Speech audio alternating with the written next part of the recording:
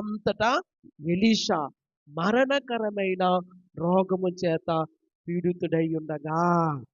ప్రియులారా, మరణము అనేది ఒక్కొక్కరికి ఒక్కొక్కలాగా ప్రాప్తిస్తూ ఉంది. దయచేసి ఈ విషయాన్ని మీరందరూ గమనించాలని మనవి చేస్తూ ఉన్నాను. దేవుని నామానికి మహిమ కలుగును గాక.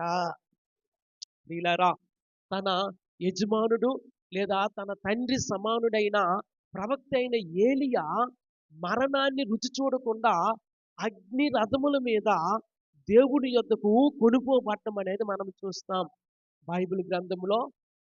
హానోకు అలాగే ప్రవక్త అయిన ఏలియాను మాత్రమే మరణాన్ని రుచి చూడకుండా దేవుని యొద్దకు కొనుపోబడినట్లుగా మనకు దేవుని వాక్యంలో ఆగపడతా ఉంది. అయితే ఎలీషా మాత్రము మరణకరమైన రోగము చేత పీడితుడై ఉండడం అనేది చాలా